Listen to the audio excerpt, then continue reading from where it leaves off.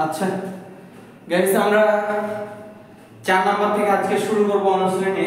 তো 4 নাম্বার অঙ্কটা করার আগে আমরা একটা জিনিস দেখব যে তোমরা এটা সবাই জানো, 4 কে যদি 10 দ্বারা ভাগ করি তাহলে 4 দুগুণা 8 থাকলো কত 2।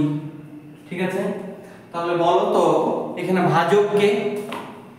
আচ্ছা বলো তো এখানে ভাজক কে? আমরা ছোটবেলায় যখন আমি স্টুডেন্ট ছিলাম তখন যে প্রবলেমটা হতো ভাজক আর ভাজ্য নিয়ে, ভাজক কোনটা আর ভাজ্য কোনটা। দেখো তো শুরুতে যেটা থাকবে সেটার নাম হচ্ছে ভাজক, শুরুতে যেটা থাকবে সেটার নাম কি ভাজক, আর মাঝে যেটা থাকবে সেটা হচ্ছে ভাজ্য, আর এটা তো আমরা জানি যে ভাগফল, আর এটা জানি কি আমরা ভাগশেষ, ভাগশেষ। তো দেখো ভাজক আর ভাজ্যটা কিভাবে মনে রাখবো? আচ্ছা দেখো তো ভাজকের শেষের শব্দটা কি? ক। ভাজকের শেষের শব্দটা কি? ক। তো ভাজক ক নাম, ক লেটারটা হচ্ছে ব্যঞ্জন বর্ণের প্রথম শব্দ, আর এখানে ভাগ করার ক্ষেত্রে এই ব্র্যাকেটের পাশে যেটা থাকে সেটা প্রথম। তার মানে নামের শেষে যেটা ক আছে, যে ক দ্বারা যেটা শেষ হয়েছে, মানে ক লেটারটা যেটা আছে সেটা হবে ভাজক, আর ভাজকটা কোথায় থাকবে? সর্ব বামে থাকবে। ঠিক আছে, তাহলে ভাজক, আর যদি এটা ভাজক হয় তাহলে মাঝেটা ভাজ্য হবে, এটা নিয়ে তো আমাদের কোনো ডাউট নাই।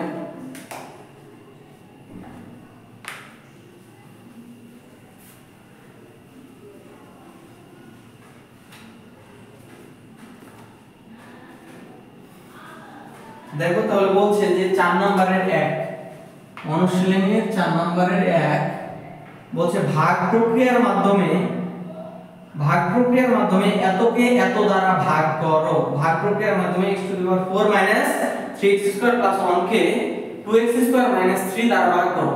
আচ্ছা ভাগ করার সময় যেটা দ্বারা বলবে যে এত দ্বারা ভাগ করো, যেটাতে দ্বারা শব্দটা থাকে ওটা হচ্ছে ভাজক, ওটা হচ্ছে কি ভাজক।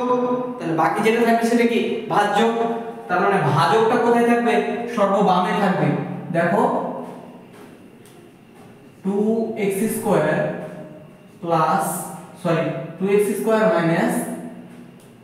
3 কত দ্বারা ভাগ করতে বলছে? x⁴ - 3x² + 1 দ্বারা ভাগ করতে বলছে। তো এই অঙ্কটা আমরা দেখব কিভাবে সলভ করতে হয়। দেখো এই অঙ্কটা করার জন্য তোমাকে যে কাজটা করতে হবে, এখানে এমন কিছু লিখতে হবে যেন এইটা আর এইটা গুণ করার ফলে এইটা পাওয়া যায়। বুঝাতে পারবে না নাই? আচ্ছা দেখো আমি যদি এই অঙ্কগুলো করার জন্য সবচেয়ে তোমার ভালো হয় যে এটা তো তোমার মিলাইতে হবে, যেটা তোমার মিলাতে হবে মানে ভাজ্যটা উপরে রাখবে যে x⁴ ডিভাইডেড বাই কত দ্বারা ভাগ করছো? 2x² দ্বারা ভাগ করছো, 2x²। তাহলে দেখো তো এই ভাগফলটা করলে কি পাওয়া যায়? x² কাটলে উপরে একটা x² থাকে, নিচে 2 থাকে, তার মানে x² ডিভাইডেড বাই 2। আচ্ছা এই x² ডিভাইডেড বাই 2 যদি আমি এখানে বসাই, দেখো x² ডিভাইডেড বাই 2, এবার x² ডিভাইডেড বাই 2 কে এইটা দ্বারা, এটাকে যদি আমি এটা দ্বারা গুণ করার ফলে যদি x² পাই তাহলে আমার ঠিক আছে অঙ্ক করার প্রসেসটা। তো দেখি যে এইটাকে হচ্ছে যে x⁴ দ্বারা গুণ করে x² divided by 2 into x⁴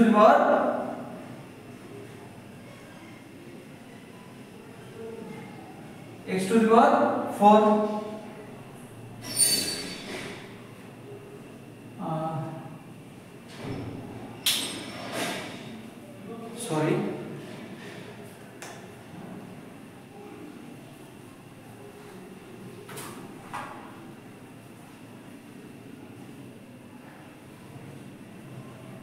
আমাদের একটু ভুল হয়েছিল। দেখো ও ঠিক আছে, তো দেখো x⁴ ডিভাইডেড বাই কত? এইটাকে ভাজ্যকে আমরা ভাজক দ্বারা ভাগ করব 2x²। ঠিক আছে, দেখো এবার যদি আমি x² কে x⁴ দ্বারা কাটি তাহলে x² ডিভাইডেড বাই 2 থাকে, কি থাকে? x² divided by 2, x² divided by 2 থাকে, তার মানে x স্কয়ার ডিভাইডেড বাই 2 এইটা আর যদি হচ্ছে যে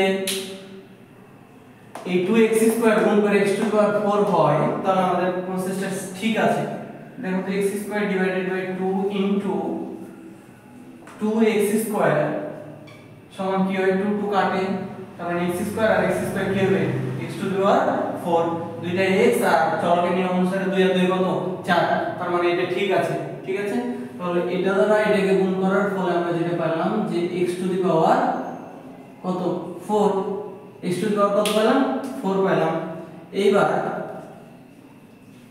দেখো এটা দ্বারা কাজ কি শেষ না, এটা দ্বারা এটাকে গুণ দিয়েছি, এবার এটা দ্বারা কি করব এটাকে, তাহলে প্লাসে মাইনাসে মাইনাস, এটা দ্বারা যদি এটাকে গুণ দিই তাহলে হয় 3x স্কয়ার ডিভাইডেড বাই 2। দেখো তাহলে সাইন চেঞ্জ, আমরা প্লাস ছিল মাইনাস, মাইনাস ছিল প্লাস।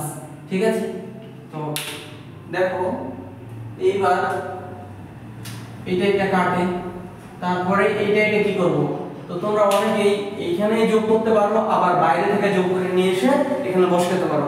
তো আমরা যদি বাইরে থেকে যোগ করি তাহলে ভুল হওয়ার চান্সটা কম থাকে। কেমন ভাবে দেখো যে তোমার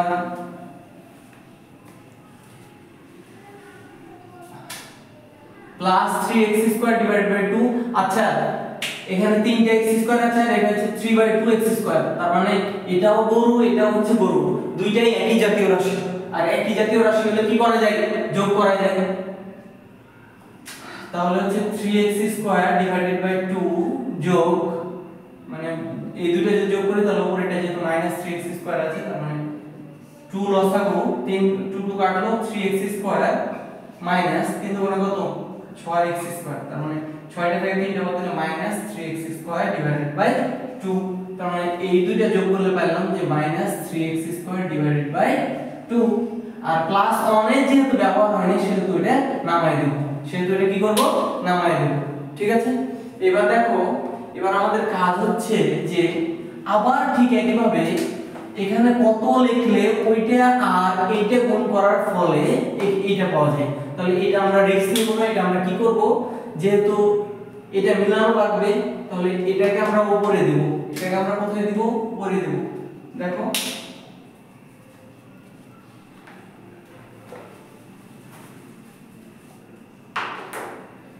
-3x স্কয়ার ডিভাইডেড বাই 2 ভাগ কত এই যে 2x স্কয়ার, 2x স্কয়ার। দেখো তাহলে আমার থাকলো -3x স্কয়ার ডিভাইডেড বাই 2 আর 3 তলা ভাঙার সিস্টেম হচ্ছে 1 ডিভাইডেড বাই 2x স্কয়ার। তো দেখো এটা কাটা আর -3 ডিভাইডেড বাই 4। আমরা 3 তলা 4 তলা এগুলো ভাঙার সিস্টেম দেখাচ্ছি, তো আমি আর বললাম না, যদি বুঝতে না পারো তাহলে কমেন্টে জানাবা, আমি পরবর্তী ভিডিওতে জানাই দেব। দেখো তাহলে আমি আমার হচ্ছে যে আলটিমেটলি থাকলো কি যে -3 ডিভাইডেড বাই 4। আচ্ছা এই যে এটা পেলাম -3 ডিভাইডেড বাই 4 কে আবার যদি 2x স্কয়ার দ্বারা গুণ করার ফলে এই মানটা পাই তাহলে আমার ঠিক আছে। দেখো তো পাই কিনা, -3 ডিভাইডেড বাই 4 গুণ কত 2x স্কয়ার, 2x স্কয়ার, তাহলে 2 কে 2 2 দুগুণা 4, তার মানে -3x স্কয়ার ডিভাইডেড বাই 2, তার মানে এটা আমার মিলেছে, তার মানে ঠিক আছে। তাহলে এখানে -3 ডিভাইডেড বাই 4 যদি এটা দ্বারা এটাকে গুণ দিই তাহলে -3x স্কয়ার ডিভাইডেড বাই 2 মাইনাসে মাইনাসে প্লাস 3 3 কত 9 ডিভাইডেড বাই কত 4, তাই না, 3 3 9 ডিভাইডেড বাই 4, তার মানে দেখো মাইনাস ছিল প্লাস আর প্লাস ছিল মাইনাস, মানে এই দুইটা ভাগ, এবার এই দুইটা 1 1 9 ডিভাইডেড বাই 4, এটা তুমি বাইরে ক্যালকুলেশন করে এখানে বসাবে, তাহলে অঙ্কটা ছোট হবে, দেখতেও ভালো লাগবে, ভুল করার চান্স তোমার কম থাকবে। তাহলে 1 9 ডিভাইডেড বাই 4 এই দুটো যোগ করছি, 4 লসাগু 4 কে 1 দ্বারা গুণ করলে 4 9, তার মানে 9 থেকে 4 বাদ দিলে কত -5 ডিভাইডেড বাই 4, -5 ডিভাইডেড বাই 4, এটা হচ্ছে ভাগশেষ আর এই যে এটা হচ্ছে ভাগফল। ঠিক আছে, এটাই ছিল আমার প্রথম অঙ্কটা। এই অঙ্কটা বলছিল কি যে তোমার ভাগ প্রক্রিয়ার মাধ্যমে এটা হচ্ছে যে ভাগ 4 এর 1, এইবার আমরা 4 এর 2 নাম্বারটা দেখব। 4 এর 2 নাম্বারটা দেখব।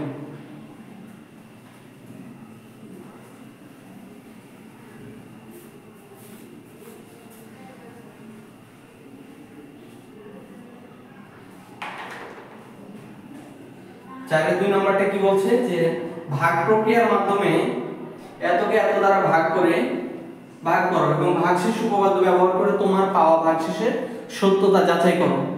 আচ্ছা দেখো এটা যদি আমি করি, প্রথম কাজটা বলছে ভাগ প্রক্রিয়ার মাধ্যমে এতকে এত দ্বারা ভাগ করো। তাহলে আমি প্রথমে ভাগটা করে নেব। হ্যাঁ, ভাগটা কি রকম? 3x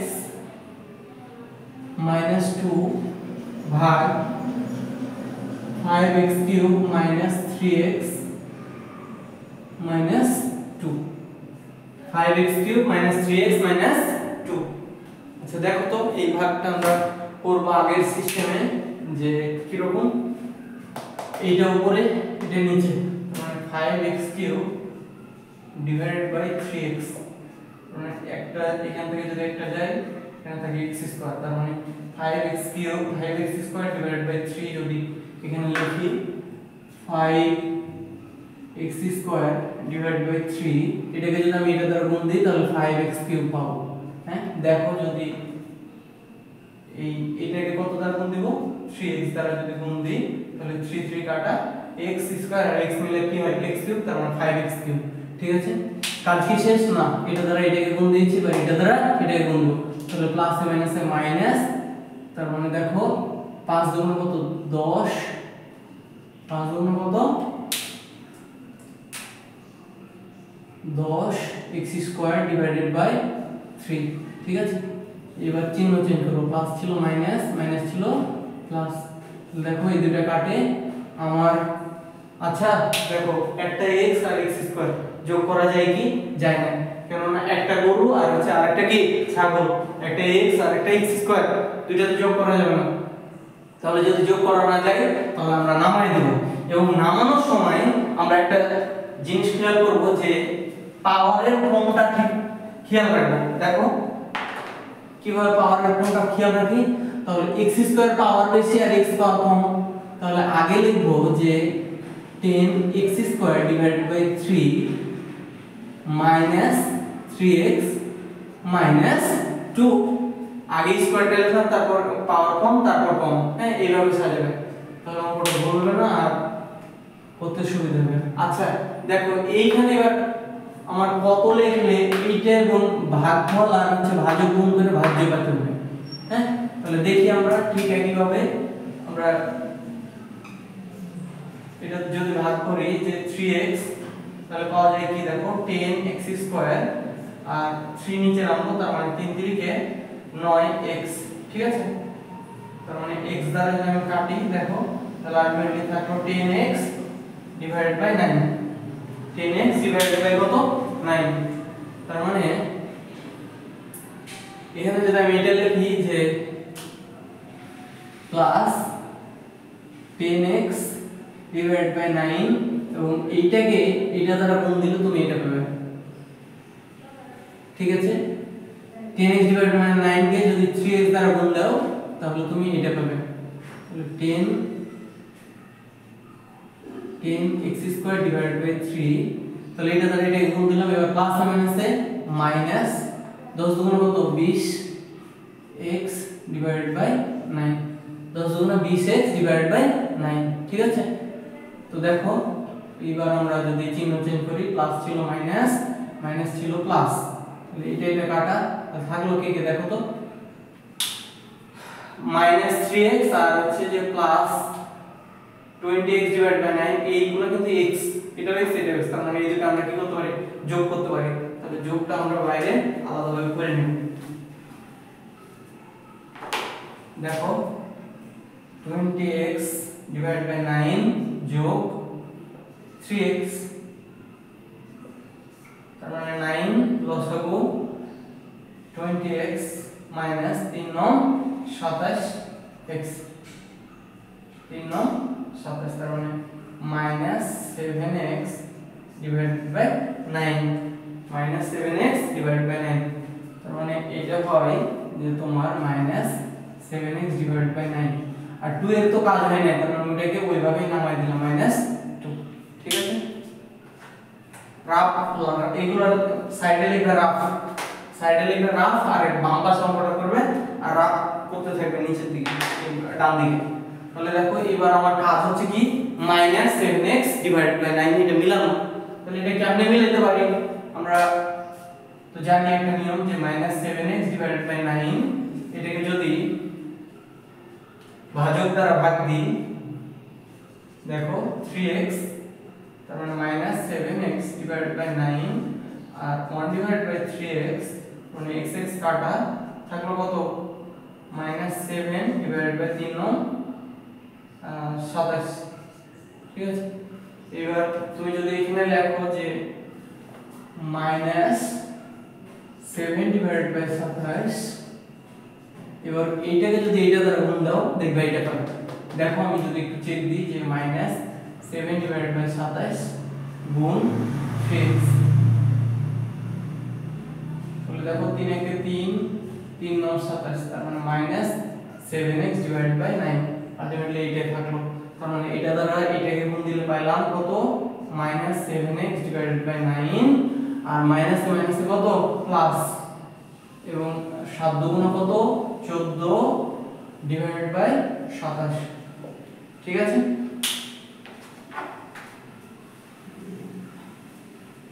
তাহলে দেখো এবার যদি আমরা সাইন চেঞ্জ করি যে মাইনাস ছিল প্লাস, প্লাস ছিল মাইনাস, তাহলে বিয়োগ করতে গেলে চিহ্নগুলো চেঞ্জ হয়ে যাবে। তাহলে দেখো তো -2 আর দুইটা কি সংখ্যা -14 / 27। ঠিক আছে, তাহলে দেখো 27 প্লাস হবে 27 দুগুণ -54 আর -14, তার মানে হলো কত -4 আর 4 কত 8 আর 5 আর 1 কত 6 -68 / 27। তার মানে এখানে থাকলো যে -68 / 27। ঠিক আছে, এটা হচ্ছে ভাগশেষ, এটা আমার লাগবে, এটা আমার লাগবে। দেখো এই ভাগ প্রক্রিয়ার মাধ্যমে ভাগ করার ফলে আমরা যে ভাগশেষটা পেলাম সেটা হচ্ছে কত -68 / 27। ঠিক আছে, এবার তোমাকে বলছে যে ভাগশেষ উপপাদ্য ব্যবহার করে তোমার পাওয়া ভাগশেষের সত্যতা যাচাই করো। তোমার পাওয়া ভাগশেষের সত্যতা যাচাই করবে। এবার যদি ভাগশেষ উপপাদ্য ব্যবহার করে -68 / 27 ভাগশেষটা পাই, তাহলে আমার অঙ্কটা ঠিক আছে বা সত্যতা যাচাই করা হলো। ঠিক আছে, তাহলে আমার অঙ্কটা কি ঠিক আছে। তাহলে দেখি ভাগশেষ উপপাদ্যটা কি। ভাগশেষ উপপাদ্য দেখো যে তুমি যে কাজটা করবে, যে ভাগশেষ উপপাদ্যটা করার জন্য p of x সমান বলবে যে ধরি p of x সমান হচ্ছে ভাজ্যটা, p of x সমান কত ভাজ্য 5x³ - 3x - 2। হ্যাঁ, আর যেহেতু তোমাকে বলেছে ভাগশেষ উপপাদ্য ব্যবহার করে, যেহেতু ভাগশেষ উপপাদ্য ব্যবহার করতে বলেছে, তাই যে কাজটা করবে যে দেখো দেখবে যে শর্তমতে ভাজক ইকুয়ালস টু 0। শর্তমতে কি ভাজক ইকুয়ালস টু 0, ভাজক কত আছে 3x - 2 ইকুয়ালস টু 0। অতএব x সমান কত হবে 2/3, x সমান কত 2/3।